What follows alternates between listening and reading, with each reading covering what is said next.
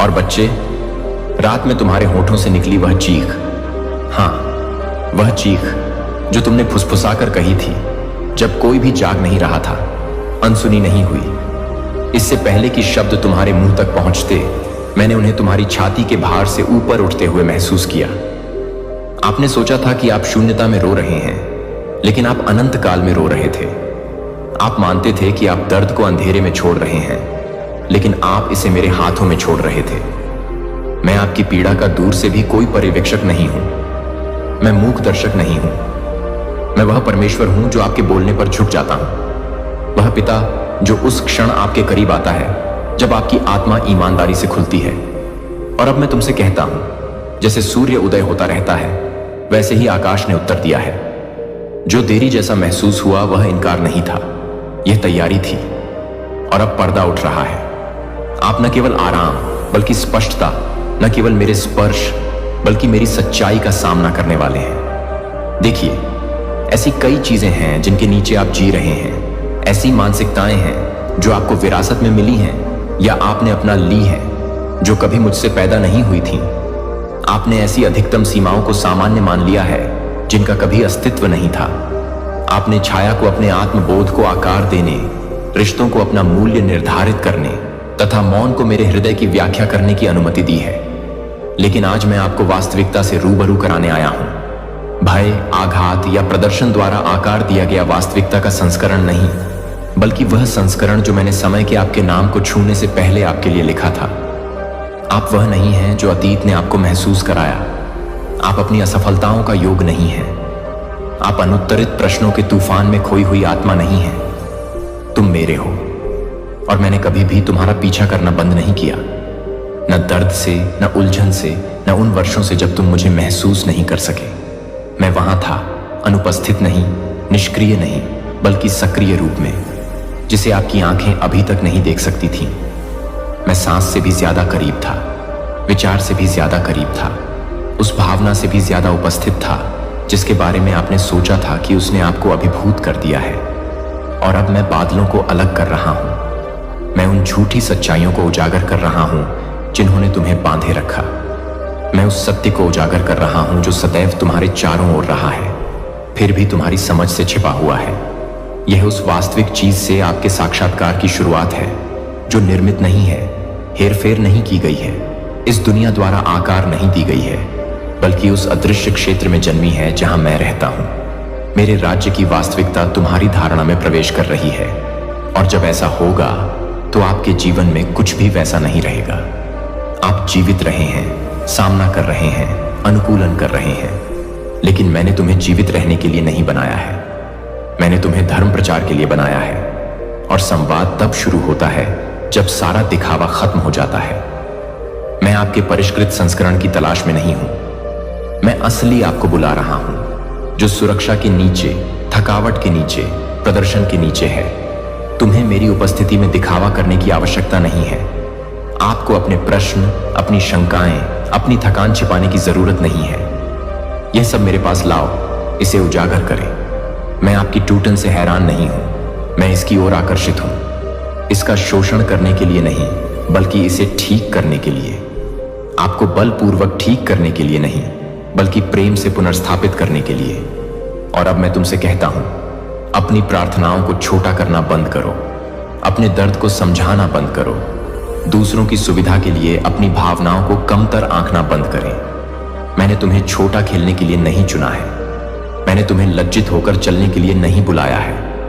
आपने विनम्रता को अदृश्यता समझ लिया है, लेकिन मैं आपको देख रहा हूं।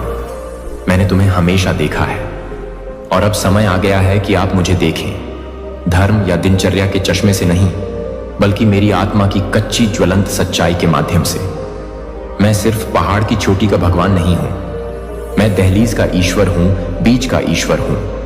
और मैं अब आपके हृदय के द्वार पर खड़ा हूं, दस्तक नहीं दे रहा हूं, बल्कि घोषणा कर रहा हूं, मैं यहां हूं। जो मैं तुम्हें बताने जा रहा हूं वह प्रयास करने से नहीं मिलेगा। यह प्रदर्शन के माध्यम से नहीं आएगा, यह समर्पण से आएगा। वजन नीचे रखें, मुखौटे उतार दो। यह डर त्याग दें कि यदि आपको पूरी तरह से जान लिया गया तो आपको पूरी तरह से अस्वीकार कर दिया जाएगा। मैं तुम्हें पहले से ही जानता हूं, हर परत, हर इतिहास, हर विरोधाभास। और फिर भी मैं तुम्हें चाहता हूं, न तो भविष्य का संस्करण, न ही अधिक परिपक्व संस्करण। आप यहां अपनी वर्तमान स्थिति में हैं। आप निराश नहीं हैं। मैं मरम्मत का इंतजार कर रहा हूं। आप एक बर्तन हैं, मैं जाग रहा हूं। आपकी आत्मा में ऐसे कमरे हैं जो वर्षों से नहीं खोले गए हैं। वे स्थान जिन्हें आपने आत्मरक्षा के लिए बंद कर दिया है, लेकिन मैं हैंडल को धीरे से घुमा रहा हूं। मैं उन यादों में, उन मानसिकताओं में, उन गुप्त स्थानों में जा रहा हूं जहां आपके सबसे बड़े प्रश्न अभी भी गूंज रहे हैं। और मैं आलोचक के रूप में इसमें शामिल नहीं होऊंगा। मैं एक चिकित्सक के रूप में प्रवेश करूंगा। मैं मलबे के बीच से होकर चलूंगा, लेकिन न्याय के साथ नहीं, बल्कि अपनी आंखों में आग लेकर, क्योंकि अब कोई भी छुपी हुई चीज तुम्हें रोक नहीं सकती। मैं उन बातों को उजागर कर रहा हूं जिन्होंने कभी तुम पर अत्याचार किया था। तुम्हें उजागर करने के लिए नहीं, बल्कि तुम्हें मुक्त करने के लिए। यह वह मुठभेड़ है जिसकी आपको जरूरत थी। यह राहत का क्षण नहीं था, बल्कि दृष्टि का परिवर्तन था। और अब मैं कहता हूं, बच्चे, अनावरण में आपका स्वागत है। उस वास्तविकता में आपका स्वागत है जिसे मैं हमेशा से आपको दिखाना चाहता था। अब कोई छाया नहीं, अब कोई झूठ नहीं, अब जीवित रहने के लिए झुकना नहीं। तुम्हें खड़ा होने के लिए, चमकने के लिए, मेरी महिमा को प्रतिबिंबित करने के लिए बनाया गया है। और वह गौरव यहीं से शुरू होता है। एक सरल मूलक हां। सत्य को हां कहो, प्रक्रिया के लिए हां कहें। जो अब तक वास्तविक रहा है उसे देखने के लिए हां कहें, क्योंकि जब मैं तुम्हें दिखाऊंगा कि तुम वास्तव में कौन हो, जब मैं पर्दा उठाऊंगा और तुम्हें दिखाऊंगा कि पर्दे के पीछे क्या हो रहा है, तो तुम दुख से नहीं बल्कि आश्चर्य से रोओगे। मैं आपके साथ रहा हूं। मैं आपसे पहले चला गया हूं और अब मैं तुम्हें पूर्ण जागरूकता में बुला रहा हूं। यह उस वास्तविकता से आपकी मुठभेड़ है जो कभी नहीं बदली, केवल प्रतीक्षा करती रही। मैं सिर्फ सुनने वाला ईश्वर नहीं हूं, मैं वह परमेश्वर हूं जो उत्तर देता हूं। और आज स्वर्ग आपकी पुकार का उत्तर देता है। अलग ढंग से देखने के लिए तैयार रहें, अलग ढंग से चलने के लिए तैयार रहें। मिलना ही है, लेकिन यहां पर ना, यहां पर आप कुछ कर नहीं रहे हैं। यहां जो लोग इन्हें खुद ही जवाब दे रहे हैं। अगर ये जिस भी फैमिली के साथ बैठ रहे हैं, जिनके सामने भी ये बातें कर रहे हैं, जिनसे भी ये जुड़े हुए हैं ना, आपके बारे में जो ये गंदगी फैला रहे हैं, जो भी आपके ऊपर कीचड़ उछाला जा रहा है, आपके ऊपर आपके बारे में बुरी बुरी बातें की जा रही हैं, तो लोग खुद ही ना इन्हें जवाब दे रहे हैं। बहुत अच्छी तरीके से जवाब मिल रहा है इन्हें।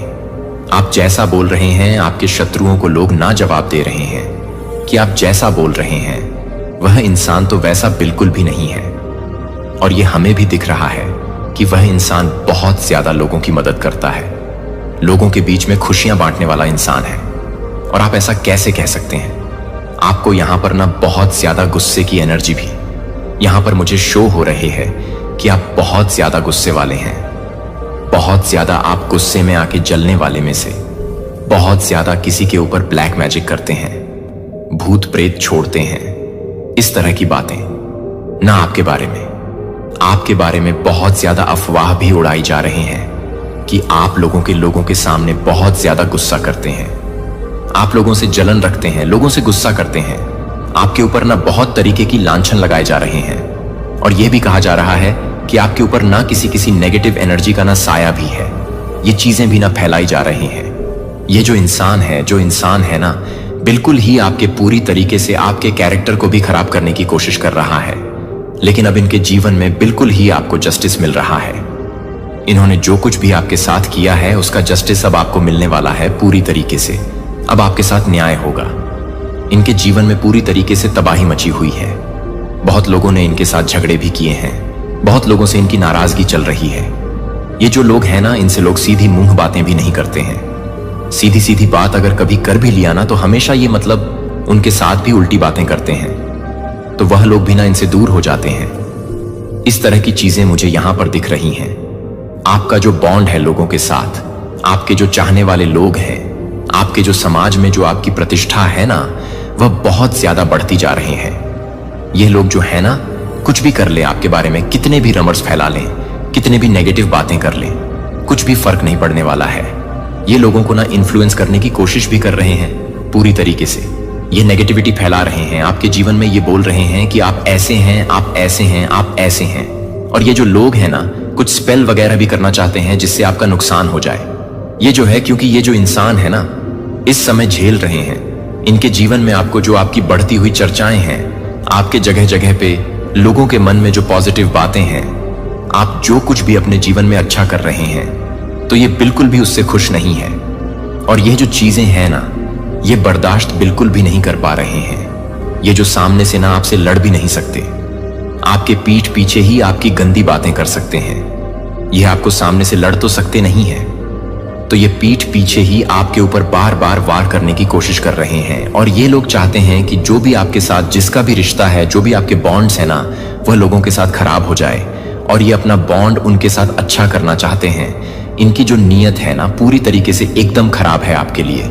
लेकिन अब आपके जीवन में ना आपको जस्टिस मिलने वाला है। इन्होंने जो आपके साथ किया है, वह अब आपको देखने को मिलेगा कि इनके साथ क्या क्या चीजें हो रही हैं। एक चीज मैं यहां पर और आपसे कहूंगी कि ये जो है, इनकी जो आवाज है ना, बहुत ज्यादा कड़क है।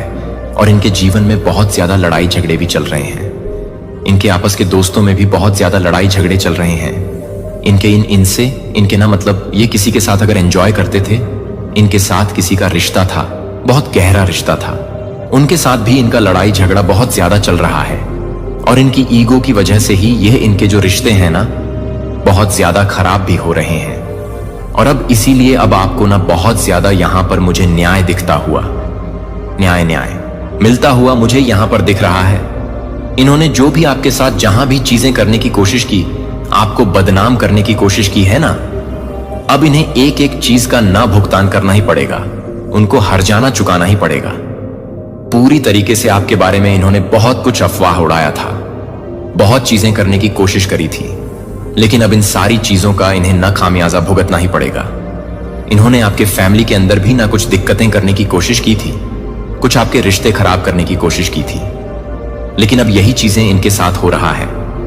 इनके फैमिली में भी ना, इनकी फैमिली के अंदर भी जो है झगड़े चल रहे हैं, इशू चल रहे हैं। क्योंकि ये जो है ना, बहुत ईगोस्टिक पर्सन भी हैं और ये ईगो में बैठे हुए हैं। और इसी बीच इसीलिए इनके जो रिश्ते हैं परिवार के सदस्यों के साथ भी ना, वह भी चीजें बहुत ज्यादा खराब होती जा रही हैं। ये इनके जीवन में बहुत सारी ही नेगेटिविटी फैलती जा रही है। जो लोग आपको पॉजिटिविटी में देख रहे हैं, आपका बॉन्ड लोगों से बहुत अच्छा हो रहा है, आपके पार्टनर से आपका बहुत अच्छा बनता है, तो ये जो झूठी बातें ये लोग फैला रहे हैं ना, ये सबके सामने आ चुकी हैं। सच्चाई सबके सामने आ रही है। और इनके मुंह पर पूरी तरीके से, एक एक तरीके से कह सकते हैं, इनके मुंह पे पूरी तरीके से कालिख लग गई है। इनकी बोलती पूरी तरीके से बंद हो चुकी है, क्योंकि अब यह आपका कुछ उखाड़ पा ही नहीं रहे। वैसे तो आपका उखाड़ वह पहले भी नहीं पा रहे थे, लेकिन वो ना आपके बारे में छोटी छोटी अफवाहें फैला के कोशिश कर रहे थे, ताकि आपकी जो इमेज है लोगों के सामने वह खराब हो जाए पूरी तरीके से। आपकी इमेज को ना डैमेज करना चाहते थे, डाउन करना चाहते थे लोगों के सामने। यह आपके बारे में गलत गलत बातें बोल रहे थे, तो यह जो गलत इंफॉर्मेशन वह फैलाना चाहते थे कुछ चीजों के प्रति, अब आपको ना एक्शन लेना पड़ेगा। अगर आपके मन में कोई ऐसा सवाल है इस समय चल रहा है, तो इसका आंसर ना आपको खुद ही मिलेगा। अपने इंट्यूशंस को सुनिए। और एक बात मैं यहां पर और करूंगा कि मैं एक चीज और कहना चाहूंगी कि इनकी जो सच्चाई है ना, अब सबके सामने आ गई है आपको। जो कुछ भी आपके बारे में इन्होंने बोला जा रहा था आपकी जगह जगह पर, यह जो चर्चाएं हो रही हैं, तारीफें हो रही हैं, बढ़ती चर्चाएं, आपके चारों तरफ चर्चाएं जो हो रही हैं ना, इनका मुंह बिल्कुल ही बंद कर चुकी हैं और इनकी सच्चाई सबके सामने आ चुकी है। इन चीजों को ना आप सबके सामने लाया जा रहा है, तो आप रेडी रहिए बिल्कुल ही इस चीज को फेस करने के लिए और इस चीज को ना महसूस करने के लिए, क्योंकि यहां पर मुझे जस्टिस का कार्ड भी आया है। तो मैंने आपको पहले भी बोला ना कि अब आपको जस्टिस मिलने वाला है। तो ये जो है ना, बिल्कुल ही इनके ऊपर पलटवार सारी चीजें हो रही हैं इनके जीवन में ना, वह सारी चीजें बैकफायर होती हुई मुझे यहां पर दिख रही हैं। हो सकता है कि यह आपको ना आपसे माफी भी मांगे, लेकिन आपको ना इनसे दूरी बना के रखनी है, मुझे यहां पर दिख रहा है, क्योंकि आप आज से इन्हें माफ करेंगे, ये कल फिर वही चीज करेंगे।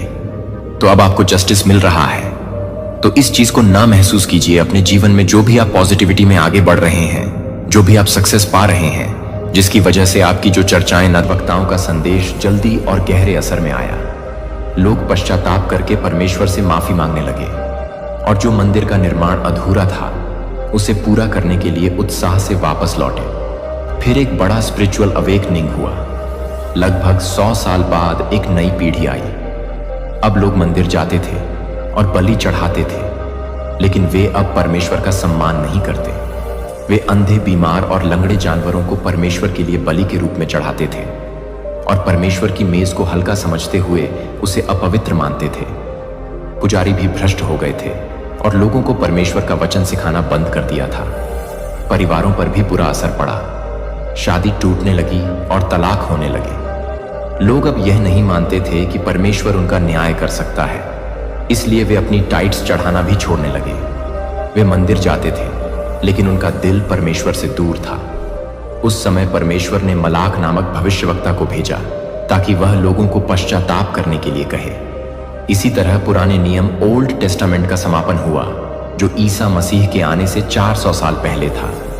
मलाक के बाद 400 सालों का एक लंबा समय आया, जिसे प्रेरिता के समय की चुप्पी या इंटर बाइबलिक पीरियड कहते हैं। इस समय के दौरान कुछ धार्मिक और ऐतिहासिक किताबें लिखी गई, जिन्हें अपोक्राइन किया गया, और इसी अनुवाद को सेप्टुअजिंट कहा जाता है। मेदो फारसी साम्राज्य को सिकंदर महान के नेतृत्व में ग्रीक साम्राज्य ने हरा दिया। कई देशों और साम्राज्य को जीतने के बाद सिकंदर तन 30 साल की उम्र में जल्दी मर गया, क्योंकि वह रो रहा था कि अब कोई और जमीन नहीं बची थी जिसे वह जीत सके। उसने अपनी शक्ति से अपने साम्राज्य का विस्तार किया और हेलेनिस्टिक संस्कृति और ग्रीक भाषा को फैलाया, जो बाद में सुसमाचार गोस्पेल के प्रचार में मददगार साबित हुई। सिकंदर की मौत के बाद साम्राज्य 4 जनरंजनी साम्राज्य और सीरिया के सेलेट साम्राज्य के बीच हमेशा संघर्ष होता रहा। इज़राइल कभी एक के हाथों में और कभी दूसरे के हाथों में होता था। इस समय एंटिकस एपिफेनिक ने यहूदी लोगों को बहुत गुस्सा दिलाया जब उसने यरूशलेम के मंदिर के वेदी पर एक सवर की बलि चढ़ाई, जो उनके लिए बहुत घृणित था। इस घटना के बाद मक्का बीजों की लड़ाई शुरू हुई, जिसे यूदास मक्का बीज ने बहुत खून खराबे के बाद जीत लिया। फिर 63 ईसा पूर्व में पंपे ने यरूशलेम पर हमला कर लिया और रोमियो ने इज़राइल पर कब्जा कर लिया। इसके बाद रोदे शासन किया। रोदी प्रशासक था। उसने यरूशलेम के मंदिर का विस्तार और सजावट की कैसिया में बंदरगाह बनवाया, जो अंतर्राष्ट्रीय व्यापार और मिशनरियों की यात्रा के लिए मददगार साबित हुआ। उसने मसीदा किला और कई महल और किलों का निर्माण किया। हालांकि रोद एक असुरक्षित और हिंसक आदमी था। उसे हमेशा अपने सिंहासन के खोने का डर था। उसने 10 बार शादी की और कई बच्चे थे। जब हेरो ने मानव नाम की एक शाही परिवार की महिला से शादी की, तो उसे अपने सिंहासन के खोने का डर था। इसलिए उसने अपनी पूरी सास के परिवार को मार डाला। अपनी सास के कहने पर हेरो ने अपने 1 साल के भतीजे आर्कलस को यरूशलेम का उच्च पुजारी नियुक्त किया। लेकिन बाद में जब हेरो ने देखा कि आर्कलस लोगों में पसंदीदा हो रहा है, तो उसने उसे भी मार डाला। उसकी डरपोक सास मिस्र भाग गई, लेकिन हेरोद ने अपने लोग भेजे और उसे भी मारने का आदेश दिया। कैसर अगस्तस ने हेरोद को रोम बुलाया, क्योंकि वह बहुत अत्याचार करता था, लेकिन जाने से पहले रोदेश उसके खिलाफ साजिश कर सकती है। उसकी मौत के बाद रोदेश पर बैठने के लिए तैयार हो, लेकिन रोदसी भी देर के बिना अपने दोनों बेटों को भी मारने का आदेश दिया। मरने से पहले उसने अपनी बहन सलो से कसम खाई कि वह यरूशलेम के हर परिवार से कम एक अमीर आदमी को मार डाले, ताकि उसके अंतिम संस्कार पर सबके आंसू बहे। यह वही आदमी था जिसे जब यह खबर मिली कि यहूदी में एक लड़का जन्मा है जो इज़राइल का राजा बनेगा, तो वह बहुत घबराया। रोदी मौत के बाद लगभग 4 ईसा पूर्व में उसके साम्राज्य को उसके 4 बेटों में बांट दिया गया। हेरोद के बेटे आर्कलस ने यहूदियाइल हो रही समस्याओं से परेशान था। वहां एक रोमन प्रोक्यूरेटर गवर्नर को नियुक्त किया। यही वह समय था जब रोमियो ने सीधे तौर पर यहूदियाइल शासन से बचने की थी। उसी समय यीशु का जन्म बेथलहम में हुआ। जब समय पूरा हुआ और बाइबल की भविष्यवाणियां पूरी हुई, यहूदियाइल पहनी, हमारी धरती पर चला, हमारा भोजन खाया, हमारा पानी पिया, हमारा दुख महसूस किया, हमारे आंसू बहाए, हमारे पापों का बोझ अपने शरीर पर क्रूस पर उठाया और हमारे उद्धार के लिए महिमा में फिर से जी उठा।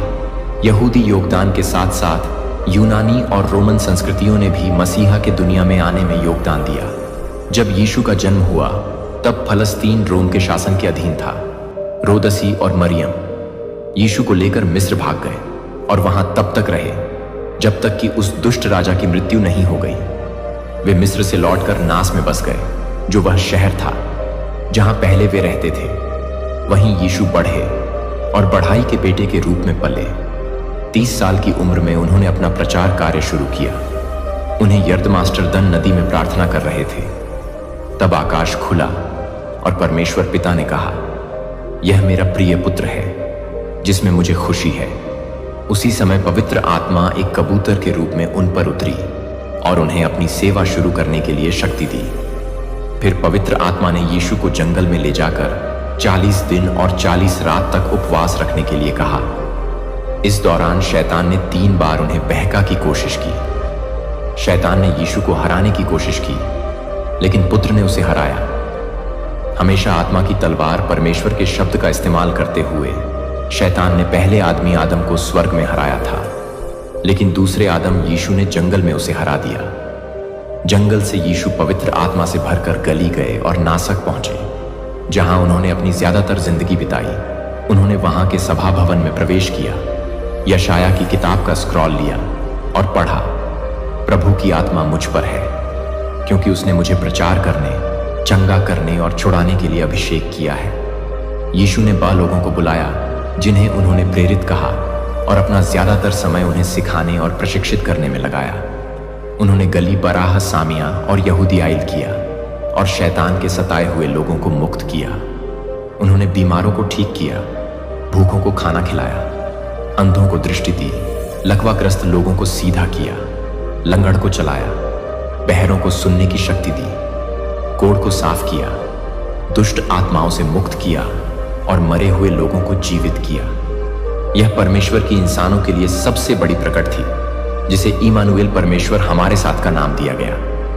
वह खुद है जो मानव रूप में प्रकट हुए। यीशु एक खास मिशन के साथ आए, उन सभी के लिए जिन्हें पिता ने उन्हें दिया। वह मरने के लिए पैदा हुए। उन्होंने इसीलिए मृत्यु का सामना किया ताकि हम जी सके। प्रेरित पौलुस ने स्पष्ट रूप से कहा कि उन्होंने हमारे पापों के लिए मरा, जैसा कि पवित्र शास्त्र में लिखा है, फिर दफनाया गया और तीसरे दिन पुनर्जीवित हुआ, जैसा कि पवित्र शास्त्र में लिखा है। उनकी मृत्यु एक दुर्घटना नहीं थी और उनका पुनरुत्थान कोई आश्चर्य की बात नहीं थी। शैतान ने यीशु को क्रूस से दूर रखने के लिए कई चालें चली, लेकिन यीशु क्रूस की ओर ऐसे बढ़े जैसे कोई राजा अपने ताज की ओर जाता है। क्रूस पर यीशु ने सांप के सिर को कुचल दिया और शक्तियों और अधिकारियों पर विजय पाई, उन्हें सबके सामने शर्मिंदा किया। क्रूस पर यीशु ने मुक्ति के काम को पूरा किया। हार्वेस्ट के मौसम में कदम रख रहे हैं, इसे आभार और अटूट विश्वास के साथ प्राप्त किया है, क्योंकि मैंने भगवान से बात की है और मैं निश्चित रूप से इसे पारित करने के लिए लाऊंगा।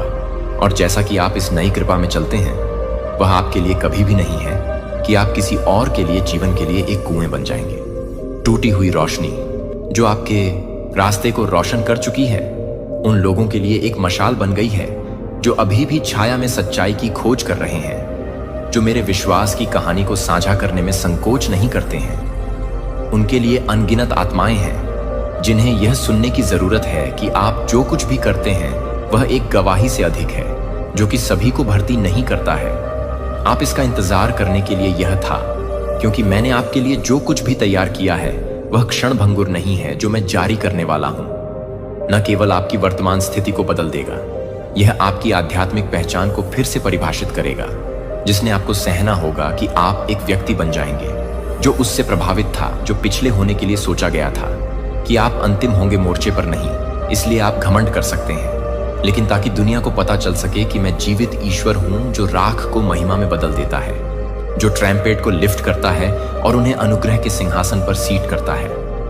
अपने दिल को साफ करने के लिए, अपने मन को गोद में जाने के लिए, अपने आप को गोद में ले जाने के लिए, लैंडिंग के लिए आपके पैरों के नीचे इसकी मिट्टी अतीत पर आरोप लगाने के लिए पीछे मुड़कर नहीं देखती है। लेकिन आज जो कुछ भी मैं कर रहा हूं उसके लिए प्रशंसा के साथ आगे देखो, कल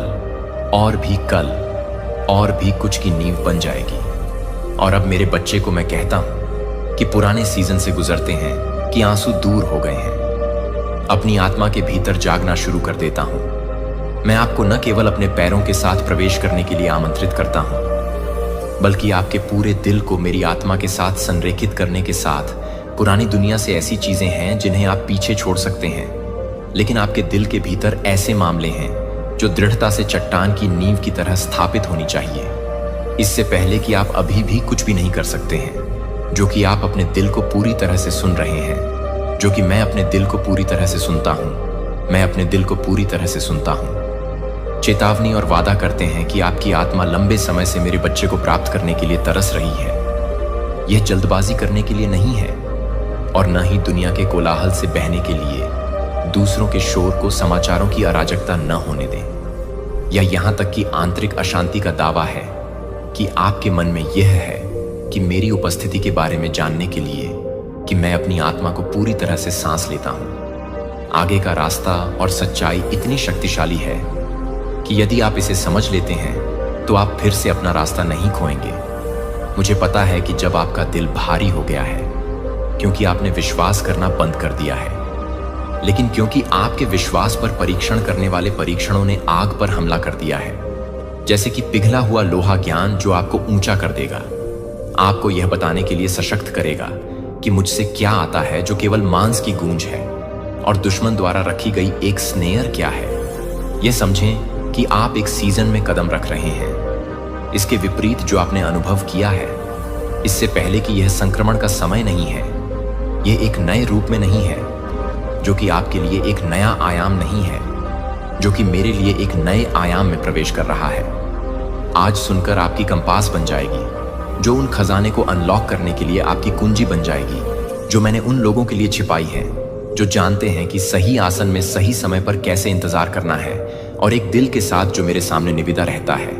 आपको पता होना चाहिए कि उपहार के वादे हैं और दिव्य जिम्मेदारियों का इंतजार है कि आप इसे सर्जन के साथ नहीं करेंगे, जो कि आपसे बाहर है मानव भाषा, और यह गहरे विश्वास की शांतता में है कि आप एक शांति में लपेटे जाएंगे जो कोई भी आपसे नहीं ले सकता है, क्योंकि यह परिस्थितियों से नहीं आता है, लेकिन मेरी रहने वाली उपस्थिति से मेरे बच्चे को जो समझ मैं आपको दे रहा हूं वह केवल आपको बचने में मदद करने के लिए नहीं है कि आप खुद को सशक्त बनाने के लिए सशक्त न हो नींव। यह स्पष्ट विवेक और एक रिश्ते के परिपक्व विश्वास की नींव है कि अब जो आपको बनाया गया है उसके साथ वेवर्स नहीं होने वाले लोगों के साथ नहीं। जब मैं आपको उन जगहों पर ले जाता हूं जहां आराम से विकास का रास्ता देना चाहिए, तो आप अपने जीवन को हटाने के लिए चिंतित नहीं होते हैं, लेकिन वास्तव में यह जानने के लिए कि आप सभी को नियंत्रित करने के लिए कुछ भी नहीं करेंगे।